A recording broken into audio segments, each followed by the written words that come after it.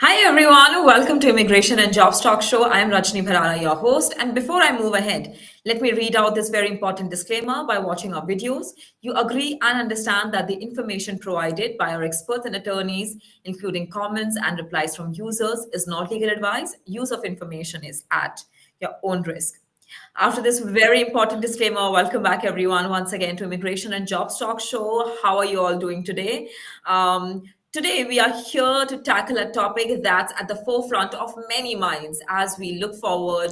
Not just look forward, but after we are done with the 2024 elections, yes, and as we look forward to 2025. So, what could Trump's next immigration policies mean for the economy, legal system, and public opinion? This discussion goes beyond politics.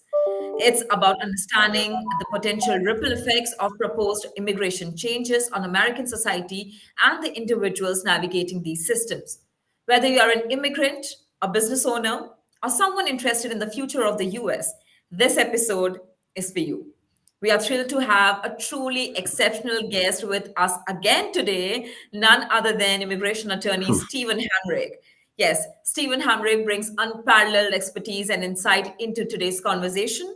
Currently practicing at Shaw and Rahel PC, Steven specializes in employment-based immigration, helping individuals and companies adapt to shifting regulations. His deep understanding of the US immigration landscape makes him a trusted advisor in these uncertain times.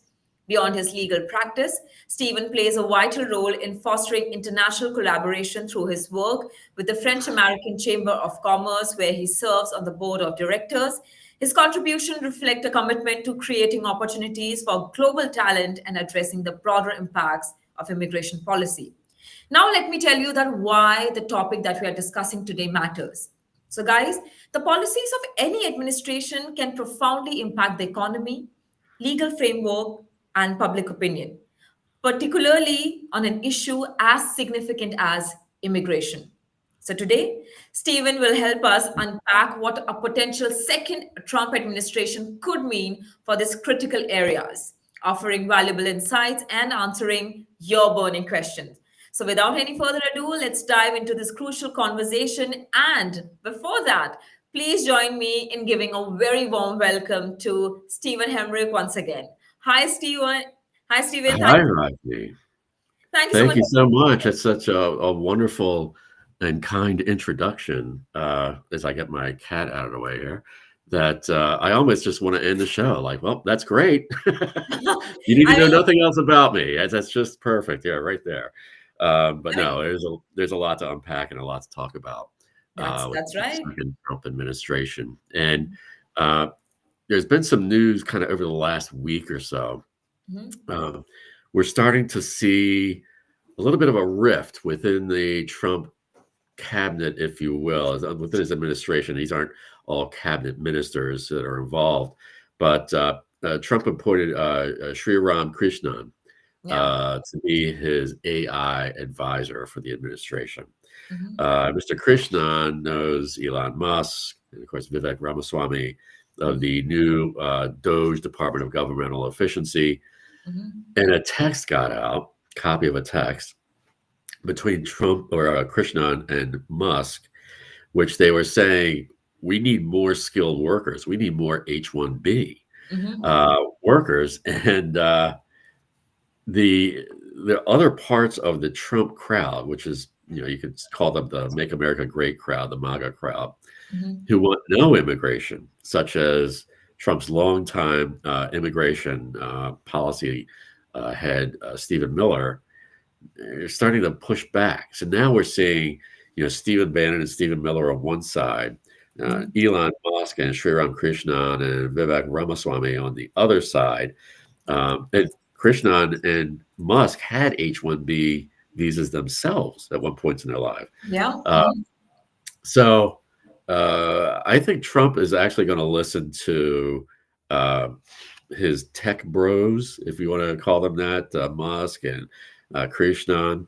Um, and I think that they're going to loosen up policies. I think we could see that for foreign nationals with STEM degrees. Mhm. Uh, so if you have, a STEM degree, Um, and I think that those folks will have fewer barriers to obtaining a work visa, work authorization, and eventually a green card than somebody that doesn't have a STEM degree.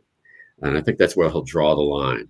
Trump has to be sensitive to the MAGA crowd that wants no immigration because they've supported him now in 3 presidential elections.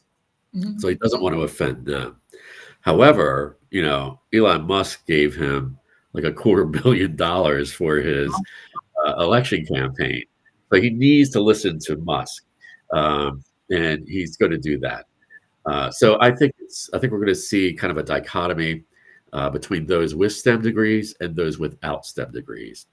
And what does that mean for the H-1B visa? Right? It's currently capped at $85,000 a year, but that could go up. Don't forget Trump has Congress, is both houses of Congress, Right.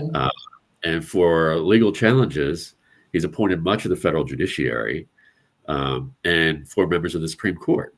So I don't think he would have a problem in raising the H-1B cap. I don't think there would be a legislative obstacle for him there. I think Democrats don't mind that at all. Generally, historically it's been the Republican Party that doesn't want to raise a cap. I think if he wanted to, he could do it. So let's see how influential Krishnan and Musk are in convincing him that there needs to be more H-1B workers in America. I think most employers would agree. Because we're finding especially with high tech, that there just aren't enough high-tech skilled workers who are U.S. born. Whereas in India, for example, there's been a real push in education to teach high-tech skills. My understanding is that in Chennai, you need to be able to code in order to get to the 7th grade. Right. So that's not the case in the United States public school system. So, employers are really finding out that there's a dearth of U.S.-born workers who can perform these high-skilled tasks, at least in the numbers that these large corporate owners want. Like Elon Musk, he has several high-tech projects going on simultaneously, and he needs engineers to make those things happen. And I see we have our first question. Could we see significant delays in processing times for visas and green cards if new restrictions or rules are introduced? Yes. What would that mean for those already in the pipeline? Yeah. Well, I think actually for STEM degree people, if Trump follows down this path of following Krishnan and Musk, I think STEM degree holders will face less processing time, maybe not a diminution of processing times, but probably not a lengthening of processing times for the H-1B and for, say, STEM OPT, F1 STEM EADs. I think that could go down, but everybody else probably will. What we saw in the last Trump administration was the use of the request for evidence. So once you file a petition or an application, the USCIS can say, you know what, we don't have enough information here to make a decision, so we request more evidence. It's an RFE, and you usually have 87 days to respond to that. So right there, it's kind of baked in a 2 to 3 month delay in processing. And I think we'll see many RFEs for those folks who are non-STEM degree holders. So that will probably go up. AOS, the green card application, I wouldn't be surprised to see processing times increase for those folks as well.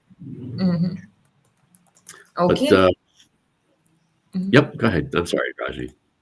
No, thank you so much for answering the question, Steve. And Rajesh, I hope you have got your answer. In case you need more information or an answer to maybe your other questions, so continue posting them in the comments below. But before that, I would like to come to you, Steve, and I would like to ask this question. I mean, it's not related to immigration, but still I would like to ask this to you because, you have this like wide information and wide knowledge on all these topics. So I would like to know from you, there's also been this controversy around, not controversy, but discussion would be the right word, that Trump is hiring more Indian origin people, like whether it's Vivek Ramaswamy or Sri Ram Krishnan, and then Kash Patel. So many people are in his administration, Indian origin. So people are having a discussion that why is could there be a reason? Because everything in politics happens for a reason. If he's Right. appointing these many Indian,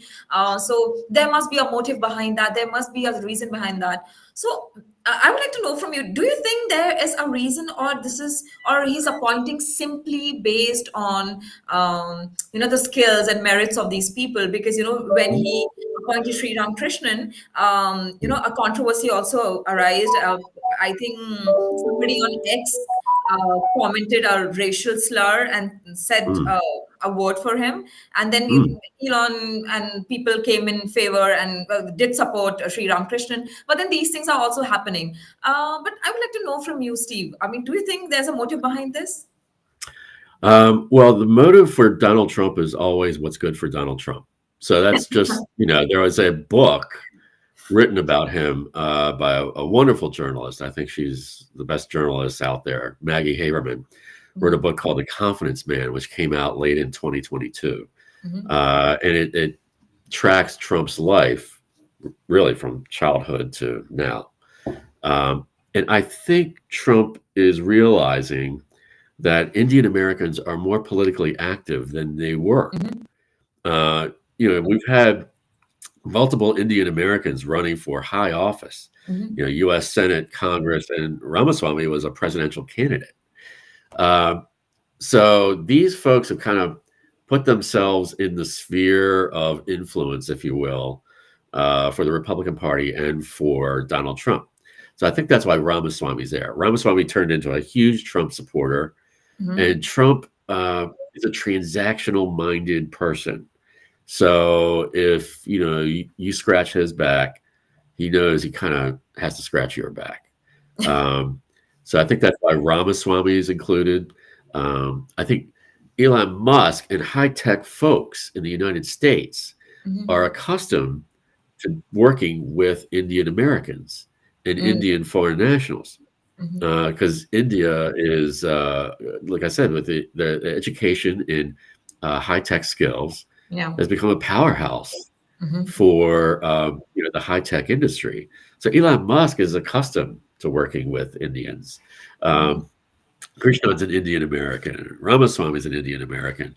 And I think, once these folks started campaigning for Trump and donating as much money to Trump's campaign Mhm. as Musk did, I think Trump realized, these folks are helping me. I needed all this campaign money because, let's face it, Kamala Harris raised more money than Donald Trump did. I Yeah. mean, Elon Musk with his lottery about, paying, I forgot, $1 million if you register to vote, something like that. That was sketchy as to whether that was legal in Pennsylvania. But Mhm.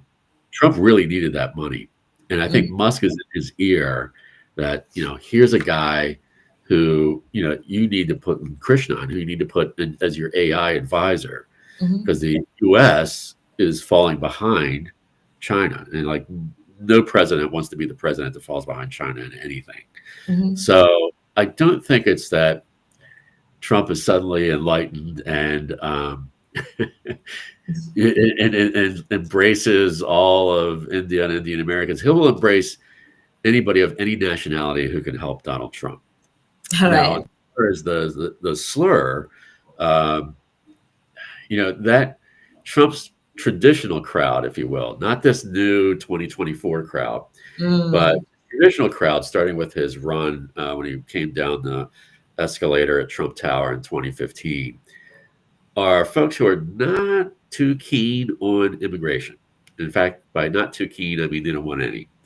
So um, there will be slurs there. These folks are people who probably haven't dealt too much with people who don't look and sound like them.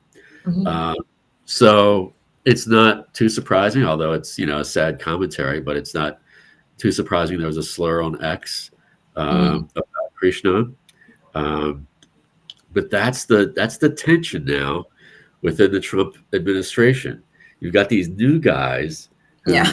welcome and are accustomed to working with foreign nationals, especially Indian nationals. And then you have an older crowd who just wanted American born for everything. I think about the Project 2025, which came out in, I believe it was July of this year. It was made public in July of this year.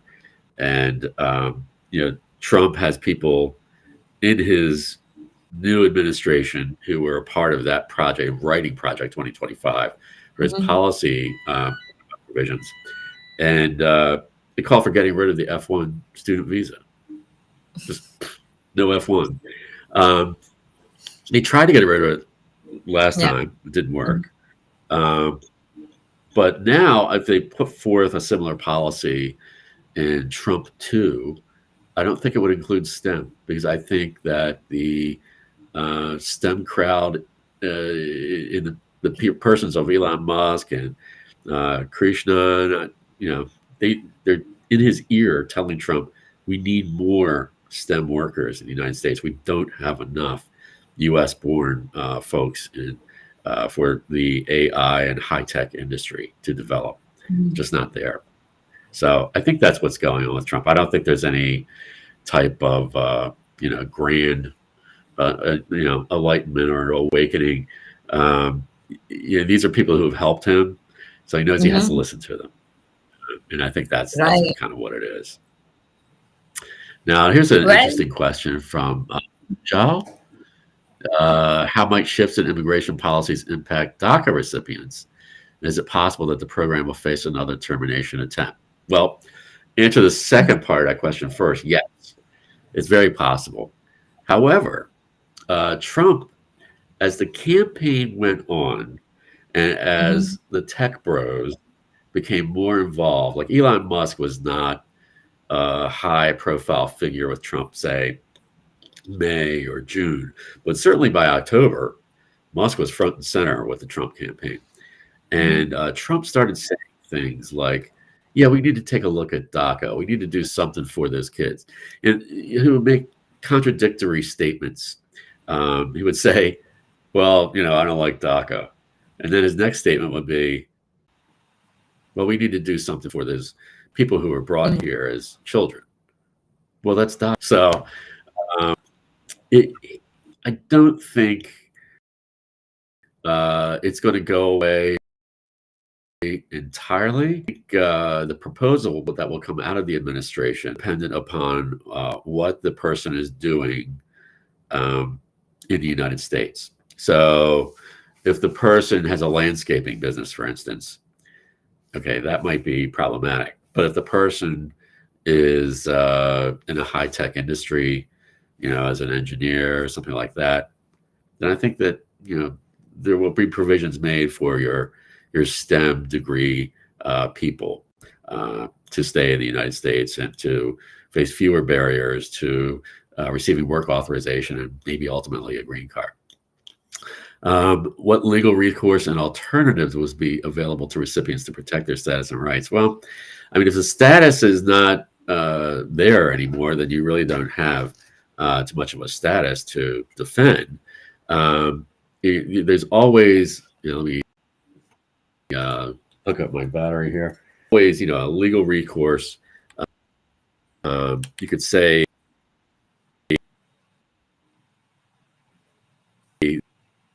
there's a Fifth Amendment argument. That's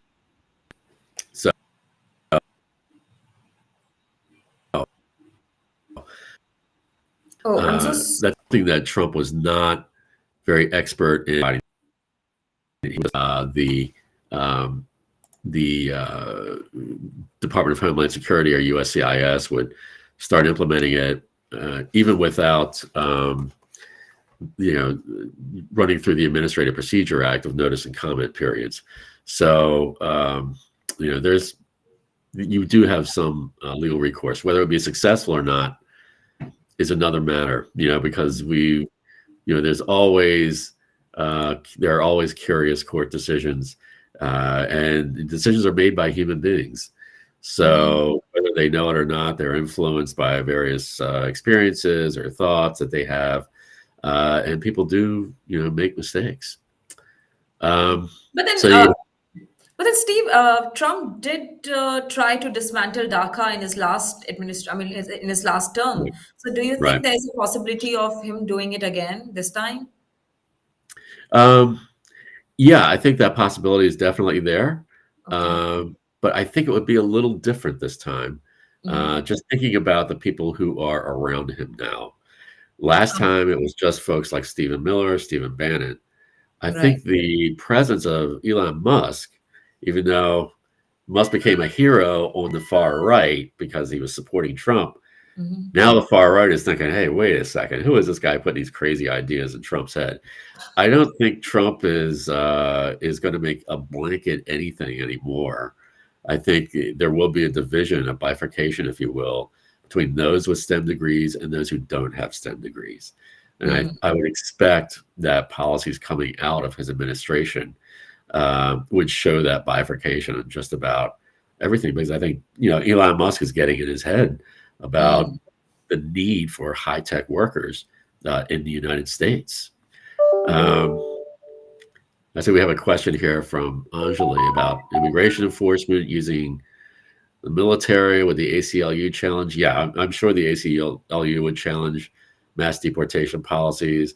I'm sure the American Immigration Lawyers Association, that their attorneys would. And I think there are a number of private attorneys who would, challenge mass deportation.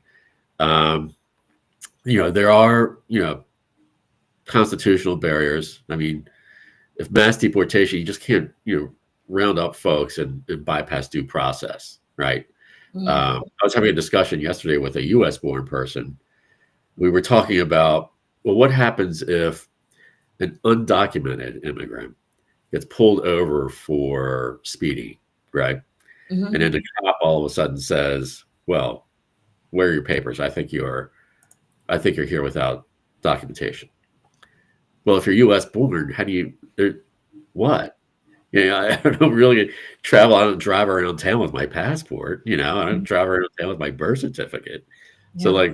well, what do you do? I mean, there's a distinct possibility that people will be swept up who were actually born in the U.S. or naturalized citizens.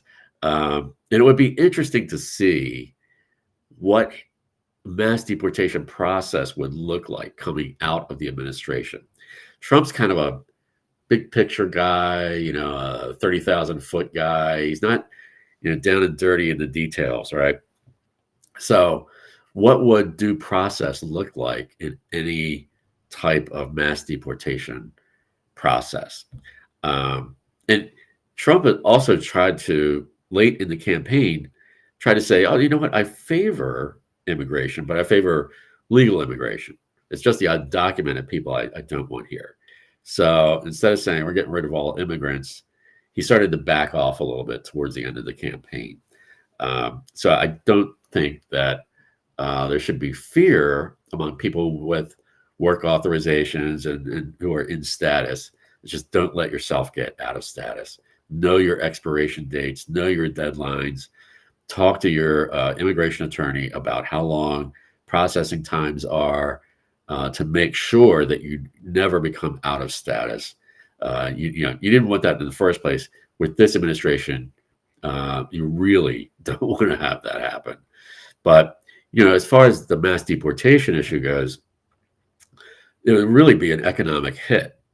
So one of the bulwarks against damaging mass deportation policy would be business owners themselves.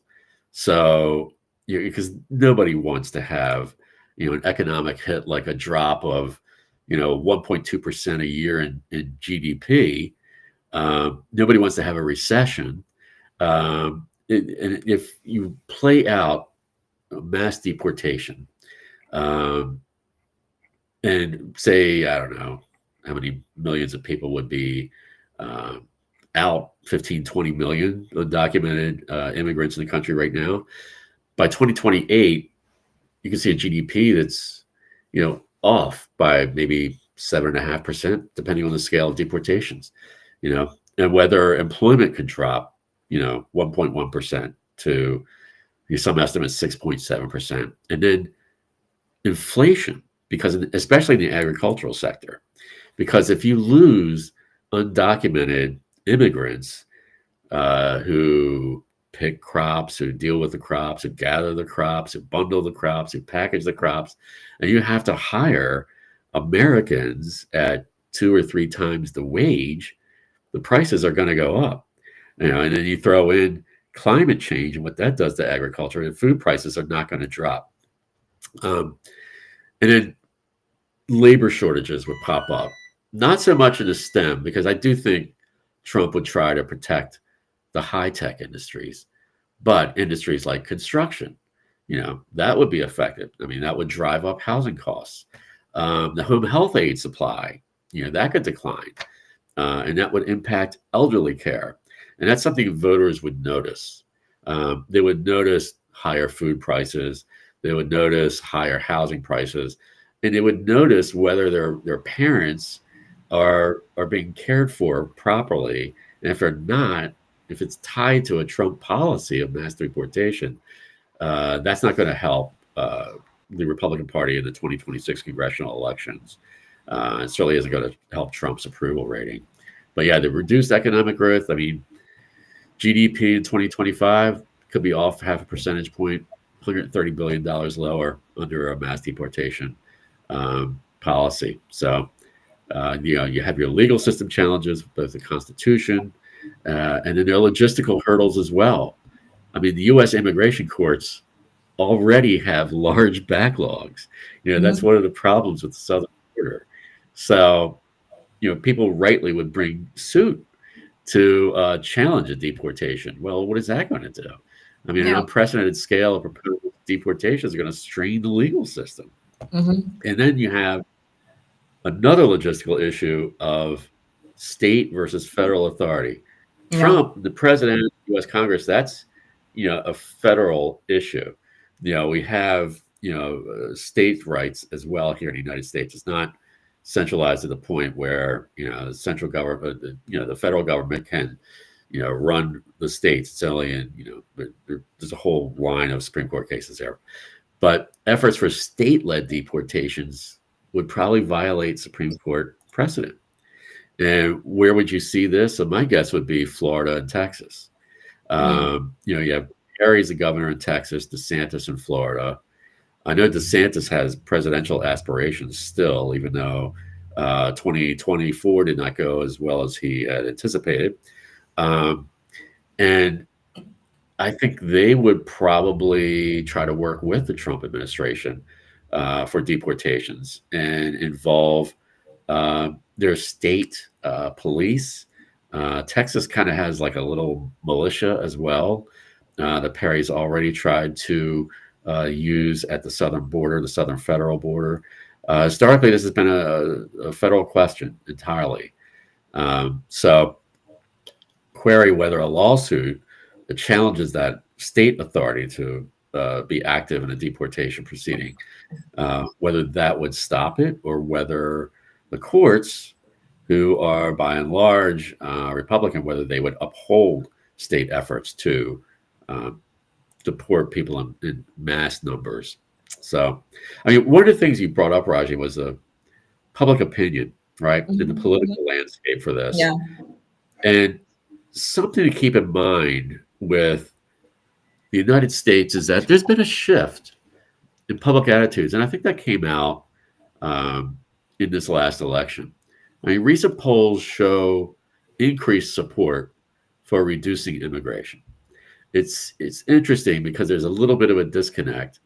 Like the pollsters will ask, do you favor immigration? Well, everybody in the United States is descended from an immigrant at some point. Yeah. So everybody says, of course, I favor immigration. I'm so sorry to interrupt, Steve, but do you think there's a possibility that this sudden change has happened also because of the kind of campaign that they have had? Because their campaign has always talked about, it's always about immigration and mostly about, And I can't completely say anti-immigration, but then it was somewhat anti-immigration, where they were saying Well, that, yeah, yeah, very much, very much. I mean, when Trump, I mean, in his very first speech where he announced his candidacy for president in 2015, talked about, Mexicans coming here and United States is getting all the people that the other countries don't want. They come Mhm. here and they rape and Yeah, pillage and murder and blah, blah, blah. Um, so I think that crowd, which is probably, 30, 40 million voters strong, who will just follow Trump with whatever he says because they feel that he cares about them and their wants and needs.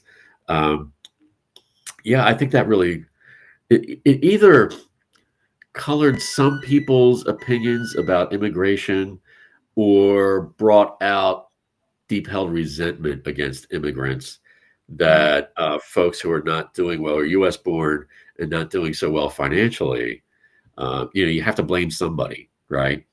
And people aren't very good at blaming themselves, no matter what nation yeah, they're born in. So you have to blame somebody else. And around the world, you see yeah, this. Folks who are not doing well, it's always convenient to blame the immigrant. Well, it's not my fault that I'm, struggling to, pay my bills, et cetera. It's the immigrant's fault. mhm, And Trump plays into that. His campaign was basically that. Like, mhm, the Democrats have failed you with their liberal policies, even though some of his policies may come out to be more liberal than people think. Um, not that he's a liberal by any stretch of the imagination, but I'm not sure if you get down to the nitty gritty if he would understand what makes it liberal or conservative in people's minds. But at any rate, yeah, he played right into that resentment. Um, and yeah, that anti-immigrant aspect has been played up in the media yeah, because the media is trained to follow the president, right? mhm, Highest elected office in the land. So whatever the president says, even if it's hyperbole, even if it's ridiculous, even if it's self-contradictory, the media will report on it. Okay, it's going to be on the news. Well, there's some people, tens of millions, who will say, I never really thought of it that way, but yeah, it makes sense to me. Um, and now you have 55% of Americans wanting less immigration, which is the highest it's been in yeah, nearly 2 decades. And what happened 2 decades ago? I mean, after 9/11, there was kind of this anti-immigrant thing because people were, afraid of people who were not born in the U.S. maybe being a terrorist. mhm, That started to dissipate. Um, but Trump has revived the anti-immigrant aspect of the United States, and I think we definitely saw that in the election. Anytime there's an economic woe, um, whether it's a recession, whether it was the runaway inflation, which was not caused by immigration, it was caused by businesses and retail opening up after the pandemic, after they were closed for a year and a half. That's what caused inflation. It mhm, wasn't a presidential policy or anything like that. It's just economics 101. But yeah, it's convenient to blame immigrants. It's also something that voters understand. It's a simple message that's easy to comprehend and digest. If you yeah, start getting into the economics and all the different economic factors that cause the price of eggs to go up, whether it's bird flu or distribution chain being reimposed after being shut down for COVID. People are like, whoa, too much. I don't get this. This mumbo jumbo. But if you just say it's the immigrants' fault, oh, okay, I got that. That's easy to understand. mhm, And we also see regional differences. So the support for stricter, broader measures are in the border states, right? Like Arizona had Proposition 314. mhm, Um, so border states, you see more anti-immigrant bias. And previously, I mean, previous attempts at harsh immigration policies did lead to public protests and opposition. Whether it worked or not, I don't know. In the first Trump administration, they were separating children from their parents and keeping them in pens. And there were a lot of protests about that, just how kind of inhumane that was. Uh, the Trump administration thought, well, that will discourage people from, coming to the United States and seeking asylum if we separate them, the parents from the children. Yeah. So I don't know that he would do that again. I think even moderate Republicans were saying this just doesn't feel right. It doesn't look right. I don't know whether he would, separate parents from children. But one thing he has talked about is if a parent is undocumented and one spouse is documented and the children are born in the U.S., still requiring that undocumented parent Hmm. to be removed from the United States. And his reply to an interviewer saying, well, wouldn't that be, inhumane? Or his reply was, well, they could always go with the undocumented parent back to Yeah. whatever they. Hmm. Yeah. If the undocumented immigrant has been here for 20 years, that's not an easy transition, especially if the children have never left the United States. So it's hard to say. He's promised this largest domestic deportation operation in American history and targeting between 15 and 20 million undocumented immigrants. But yeah, I don't know. I mean, the logistical problems have pointed out in this call. That's going to be hard. I mean, he might try to revive the RAISE Act to reduce legal immigration by 50%. But again, I don't think that would touch folks with STEM degrees. People get caps on refugee admissions, try to put an end to the visa diversity lottery. There's a couple other things he's talked about. But, reinstatement of family separation policies, I don't know that's going to go over well. And a tax on birthright citizenship. He's also said he's getting rid of that on day one. I mean, he's going to be a busy man on day one if everything he promised to do on day one. If he's actually going to try to do it, he's going to need about 72 hours in one day. But the birthright citizenship and access to education for the undocumented children, that may face some backlash. But how much? But then, Steve, don't you think is it not scary because this is going to be his last term, right? I mean, not just his second term, but last term, and people are more concerned because he's going to do everything in his power to make things right, which might not be right, but which may be right as per him. Right. Yeah. There is, I understand the fear. I mean, believe me, especially when you listen to the rhetoric. It's scary. He has some true believers, if you will, in Tom Homan, the new head of Well, he's not the head of DHS, but the borders are.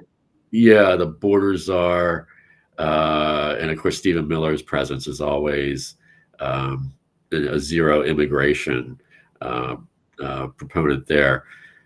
But he still has. Flock together. Yeah, he doesn't want to hurt the Republican Party, I think, because every president in so far there haven't been any hers yet. Maybe one day we'll have a woman president. I hope it's in my lifetime. But every president starts thinking about legacy, and I think Donald Trump would like to see his legacy be the reshaping of the Republican Party, which I would argue has already happened, and the strengthening of that party for future elections. I think he wants the Republican Party to do well in the 2026 congressional elections, which usually the party that doesn't have the White House is the party that does well in what's called the off-year elections. But with Trump, he's in the White House. He doesn't want the Democrats to pick up seats in 2026. So I think he might be worried about, some of the optics of family separations, children in cages. It's not a good look. And it did not serve him and the Republican Party well in 2018 elections. Also didn't serve him well in 2020. And I think Trump's aware of that. and doesn't want that to be part of his legacy. However, um, getting rid of folks without documentation who don't have U.S. spouses or U.S. children, I think that's very real, and I think that's on the table. I think he would have support for that in Congress and probably with the courts as well. But there will be legal challenges, and I don't think, I talked to some of these litigators from some of the various interest groups. They swear to me up and down they are ready. They are ready to file suit against any type of mass deportation action. And it'll be interesting to see what the courts do. Wow. The courts originally, as designed in the Constitution in Article 3, you're supposed to be, this unbiased, non-political, apolitical body.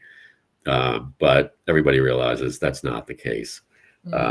If we saw the court decision that struck down Roe v. Wade, that's one of the most curiously written opinions I've read. I read thousands of court opinions, and that one, was citing, I don't know, Greek law and habits in the Roman Empire. And I'm like, what does this have to do with anything? But the court will find, if the court wants a certain decision, it'll find a roundabout way to get there. So it will be interesting to see how these legal challenges are resolved. So I don't know. I mean, Trump has had 4 years for his side to be, working on their toolkit to try to make these things litigation proof. But the other side has also been anticipating a return of Donald Trump, and they've been working and developing their arguments as well.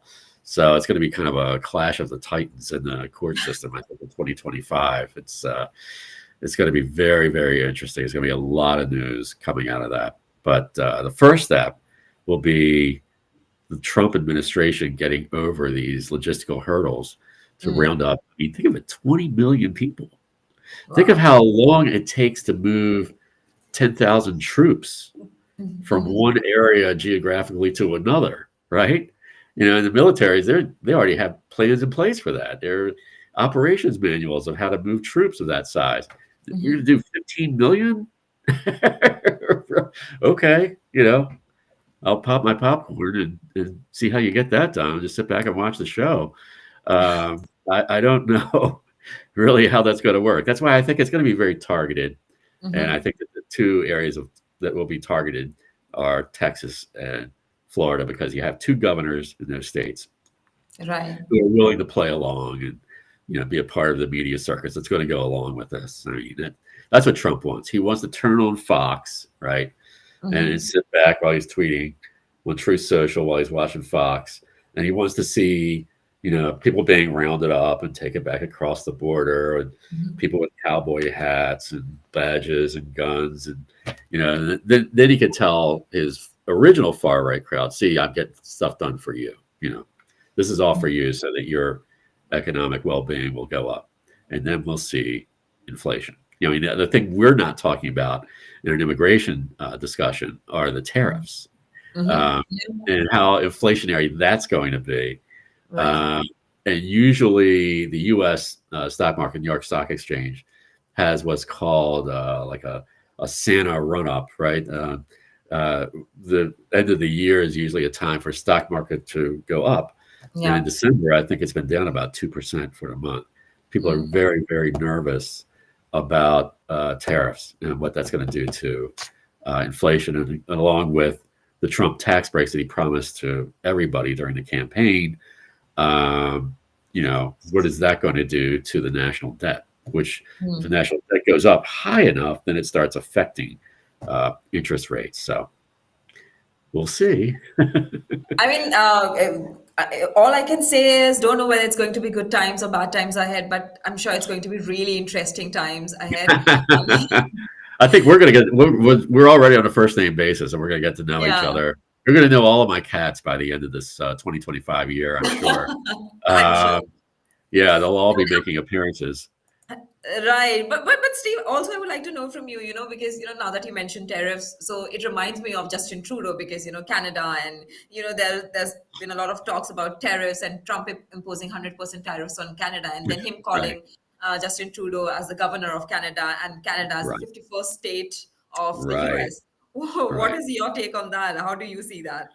Well, I mean, I think it's the same as Justin Trudeau's take on it, which is this is just typical Trump.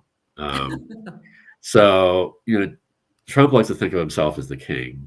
I mean, you need a big ego to run for office. Okay. Some people are better at moderating that um, in public. Like, Joe Biden's not strutting around all the time saying, I'm the only one who understands this.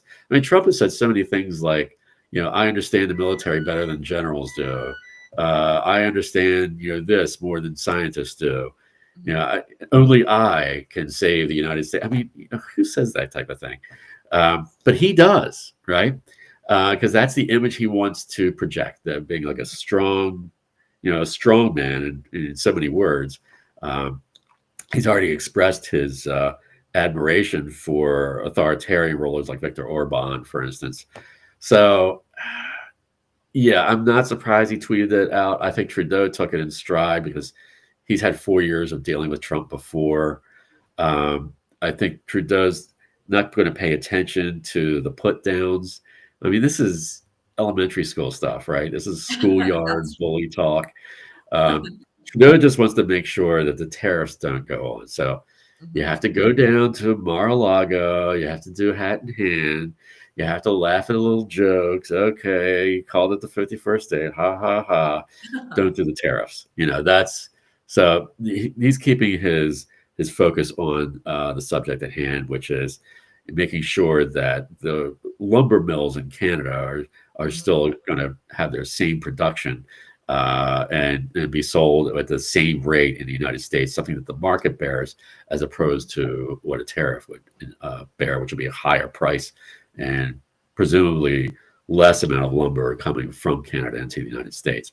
I think most of the, at least Western Europe, I think most national leaders who were around for Trump, 1.0, they got it. They understand. They know who this guy is.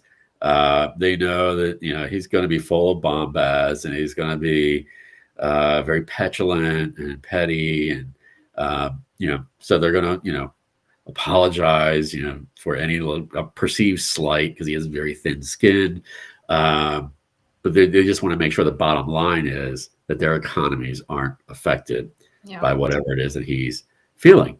And you can, if you attack Trump, you criticize him, you'll get on his little quote unquote enemies list. There's already a watch list, by the way, a watch list of people who work in the U.S. federal government. They need to be watched, right? Because they may not be doing things the way Trump wants them to do. They may be like following the letter of the regulation as opposed to interpreting it the way Trump wants to. I know attorneys who are on that list. Okay, it's a very uncomfortable position because these are folks who've been handling their jobs for 20, 25 not years. really sure. So on the first day, whether it's going to be mass deportation or mass resignations. Yeah, it's interesting. I think we're already seeing resignations, and we saw resignations last time as well. I think more as his first administration kind of ground on. I know with DHS and USCIS, you saw more people leave. And then once the pandemic hit, people took stock of their careers and said, what, I'm not doing this anymore. I'm out. So you will see some resignations. It's hard to understate just how dedicated federal workers are to their jobs. I deal mostly with federal government attorneys, and I know they take their jobs extremely seriously. They know that what they do impacts hundreds of millions of people. They're not looking at it from a certain political perspective. They want to do the right thing more than anything. So this, this swamp thing and deep state, it's just, I wish everybody could have the access that I've had over the last 30 plus years to these people, because they're very, very dedicated professional people. And it would be a shame if we lost even one of those folks. But there's also a mindset among them that no matter who the president is, whether you voted for that person or not, you're a professional and you still have a job to do. Yeah. And I think a lot of those folks are just going to ride it out and do the best they can for the next 4 years. And that's another thing. I mean, Trump will be, what, 82 years old, I believe? 81 or 82 by the end of his term. I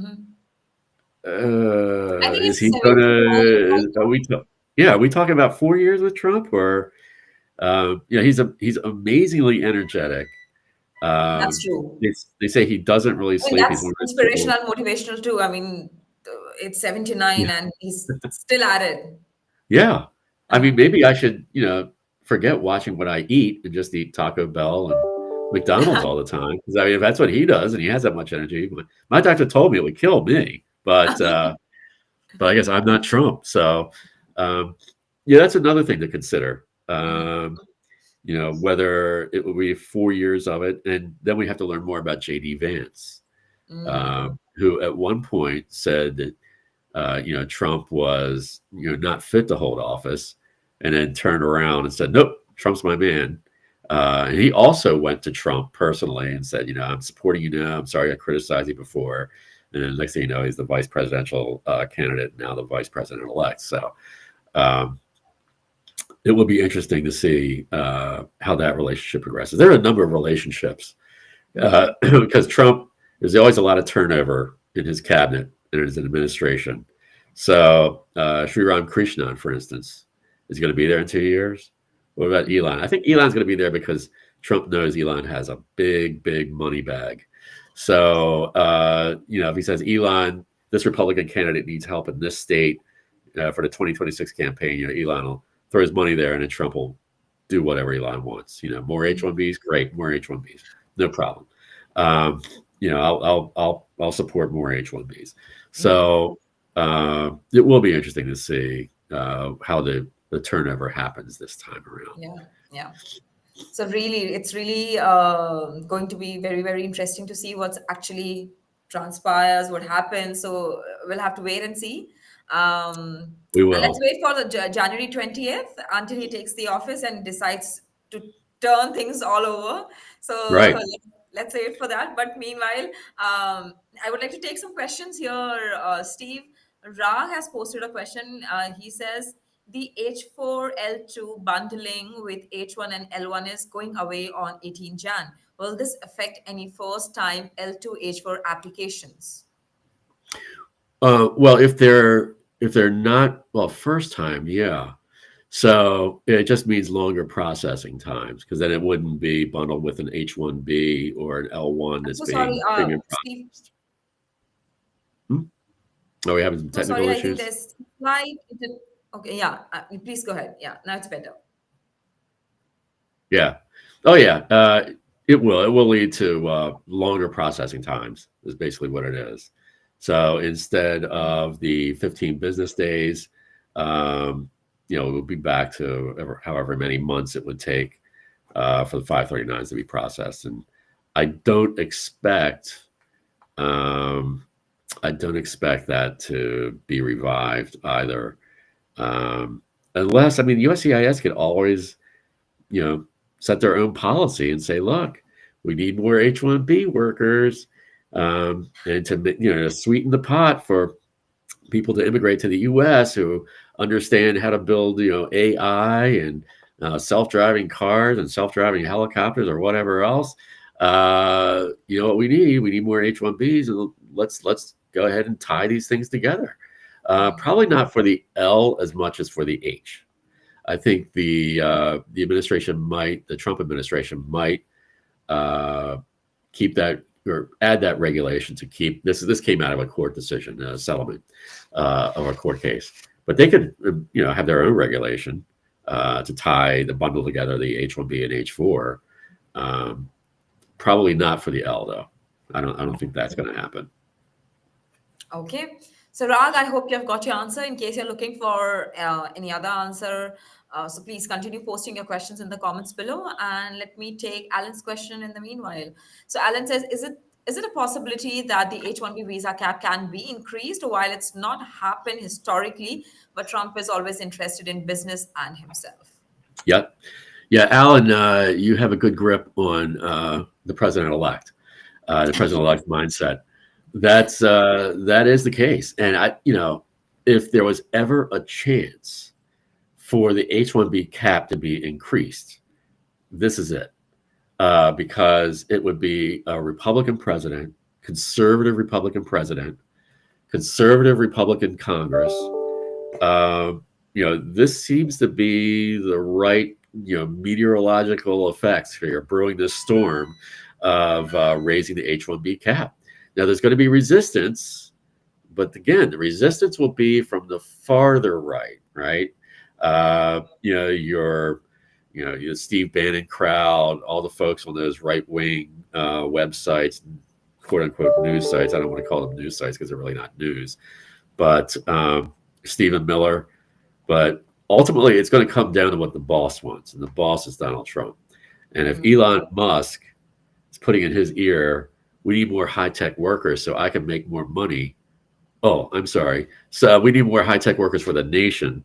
Then that's what Trump's going to do. He's going to support raising the cap. So I think this is the best chance in a long, long time to either raise the H-1B cap. I would hope it would be just terminated. I mean, why is there a cap on bringing in skilled workers anyway? But that probably won't happen. That's going to be too much for the mega crowd to digest. But raising the cap, I like the chances of that. I like the chances of that. Probably not for the upcoming H-1B season this spring, but maybe for the next fiscal year. Oh, okay. Okay, so let's see what happens, but there's a possibility, like Steven said. So, Alan, please. And also, if you have any more questions, please keep on posting your question in the comments below. Meanwhile, let me take, Lowen's question. So, Lowen says, with coming administration, is it still good idea to apply for EB-1A and EB-2 NIW for people outside in the US? What do you have to say? I think it still is. It still is a good idea. Again, the Trump method that we saw in his first administration was not to ultimately deny the petition or application. Instead, it was to delay it. So, yeah, I think it still is a good idea. I think for the NIW, I don't know whether they would tweak anything to require a greater showing of, how this helps the economy or not, how that proposed endeavor for the NIW would help the economy. It shouldn't be. It's just not in the regs right now for that. But I think it's still a good idea. But also, you can expect a request for evidence on it because that would slow down the processing, and I would fully expect that. Doesn't mean it's going to be denied, though. So don't let an RFE ruin your day. It's another thing that adds cost and expense. Yeah, it adds time, it adds cost, but that's likely. If you have a strong case, you have a strong case. Right. Couldn't be denied.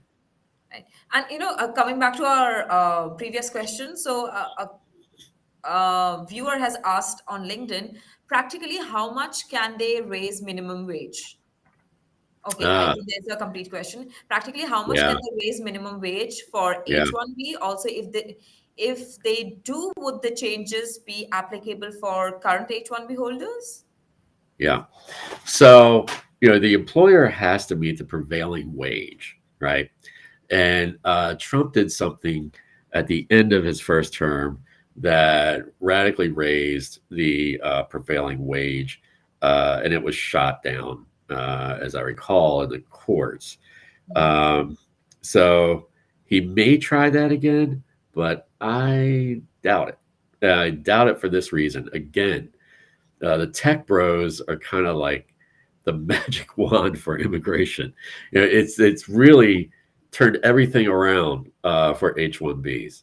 So think about, would Elon Musk want to see the prevailing wage for high tech workers go up?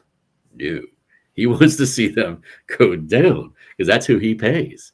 Mm. And I I know Trump tried that last time. I would be surprised if he tried that again this time because that would hurt his new buddy Elon. Right. They called his new star. Star is Uh-huh. born. Elon.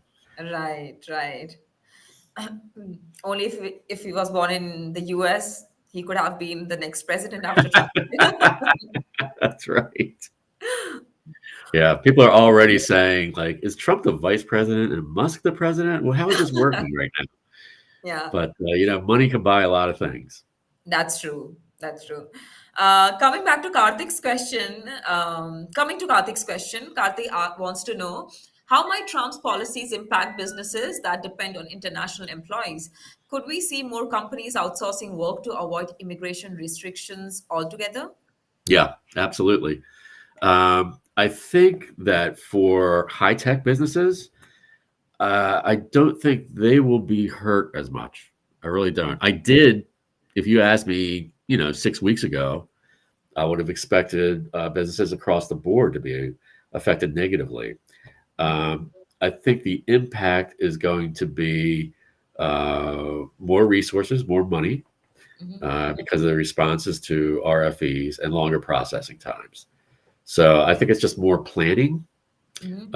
I don't think companies should just outsource. I think it's better to have your own employees. I think business owners know that. Mhm. Um, One thing, I was reading an article yesterday because the construction labor force is so low right now that they're starting to implement AI. AI, robots that can think on their own, things like that, to produce some of the construction materials Mhm. that are used in construction. So um, AI might, help a labor shortage, but in the end, really, you need people to do a person's job. I mean, somebody has to keep the bricks on with the mortar, and you know what I mean. It's I don't know if a robot can do that very well or efficiently, but for production of materials, probably for actually building the thing, no. Um, and again, international employees, you can't outsource that, right? I mean, if you're going to build an apartment building, how are you going to Mhm. outsource that? You can't do it. Yeah. So maybe more companies that are virtual, that can operate more virtually than other companies. Sure, they might outsource more, but again, I think there's no substitute for having your own employees. Mm. Okay. Thank you so much for answering the question, Steve. I think that is it. Or I think, okay, the viewer is back and Oh, wants to know, do you see any chances of allowing H-1B stamping in the US? you know, um, that's I've heard this talked about for years. Um, Now I'd say, yeah. I mean, who knows? This could be the golden era of H-1B. If Elon has his way. Um, so why not? Is what I would say. I wouldn't expect it in 2025, Hmm. but let's see how the Musk influence has influenced the Trump administration for the next 2 years, and if it's rolling along, if we're say up to 105,000 H-1Bs a year, then you have more people who would have to go back for stamping and then come back to the US, meaning there's lost worker days involved. Yeah. Case could be made, H-1B stamping in the US would, Yeah. keep them at work, making more and more money for the tech billionaires. And I think that would be music to Trump's ears. Yeah. All hail to the boss of the bosses, Elon Musk, right? He's really, I really, that's the difference between this Trump administration and the last one. Really, yeah. And Mm. also, I'd say what we were expecting from Project 2025 in the summer to Hmm. Elon Musk's arrival in the fall Mm. has just set immigration of high tech skilled workers has set that around 180 degrees. So Here's hoping. Here's hoping that Musk will have that influence. But from everything that has been said and done so far, it looks like he does. Um, because he tweeted against something. I can't remember what it was now. Not an immigration issue, Mhm. but Musk. What was it? Oh, it was to have the stopgap budget uh, for Congress. And the Mhm. Republicans thought they had a deal. The Speaker of the House, Johnson, was already doing interviews about it, saying what a great deal it was. And Musk tweeted out, "This is a terrible deal. They need to undo this." And Mm. then a little while later, Trump tweeted out the same thing. Wow. And that was it. The deal was off. Uh, so I hope Musk has the same type of influence on H-1B matters. Mm. So let's raise that cap, or let's go all the way. Is what I would say. Let's just get rid of it, Mhm. um, and let high tech flourish in the United States. Yeah. At Why least not? something in favor of the immigrants, right? Right. It's something for the immigrants. Right. If you don't have a STEM degree, then yeah, dark days. But if you do, um, then I think you're going to be fine. So just Mhm. no matter what, whether you have a STEM degree or not, just stay in status. Just make sure Right. you're in status. Again, work with your immigration attorney. Be in touch with them. Understand your expiration dates, your deadlines, and your processes and how long they take. Mhm. Your processing times will go up, but it won't be the end of the world. Mhm. It'll just take longer. I have to wait longer for an answer. The employers will have to pay more because of the request for evidence. Um, but we got through it before with an immigration system at the end of his term, Mhm. and there will be an immigration system at the end of this term as well. Yeah. Yeah. Let's wait to see what actually happens. So, but thank you so much again, Steve, for being here and being so Thank you for insightful. having me. I always enjoy talking to you, Rajni. Thank you so much. Means a lot. And your answers are so insightful, so full of depth. So thank you so much for explaining each and everything in so much detail. And guys, if you want to get in touch with Steven Hamrick, please give him a call on the number. I'm sure a lot of people are still commenting. So guys, what you can do is you can give Steve a call on his number 202-537-4830. I would like to repeat the number 202-537-4830. You can email him. His email ID is steveh@trowrahal.com. STEVEH at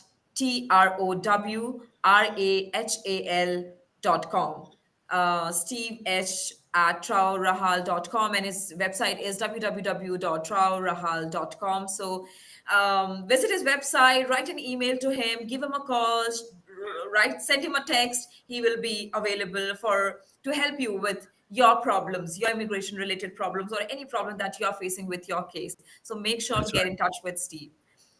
Thank you so much Absolutely. again, Love to Steve, for help. being here. And we want to do the show again with you because you are always lovely with your answers. But I want to do this now after he takes the office. So how Right. will Of course. Yeah. Yeah. Yeah. I lead a subchapter of my law school's alumni association. We had Representative Jamie Raskin Mhm. on that call, and he brought in some insights. So I'll be in touch with his office and another member of Congress who was just first elected, who's also an alumnus of American University. And yeah, I'll be in touch with them also. So I'll try to pick their brains and give you some good insights from the congressional perspective as well as to how the Amazing. first few weeks or months are going. But yeah, it's always a pleasure to talk to you, Rajni. Love hearing the questions from the viewers, and look forward to doing this again. Thank you so much. Can't wait for you to be back. And thank you again for being here, Steve. And we're really hoping to do this after Trump takes the office on Yes, January 20th. So, big yes, day. guys, thank you so much. And before I let you go, a very happy new year to you. Happy And New Year to you and everybody out there. thank you so much. Thank you so much to all of you for joining us and for asking so many questions. Make sure that you like this video, share this with your friends who want to get the insightful answers, who are looking for these insightful answers related to these questions. So share this video with your friends and make sure to subscribe to Immigration and Jobs Talk Show. I You can mean, share them with your pets also. If you have cats, share them with your cats. Yeah. yes, absolutely. Absolutely. Thank you so much. Thank you so much. All right. And I'll have to take a leave for now, guys. Bye for now. I'm Rajni Bharara signing off. Make sure to subscribe to the channel, and I'll see you in the next one. Take care. All right. Take care, everybody.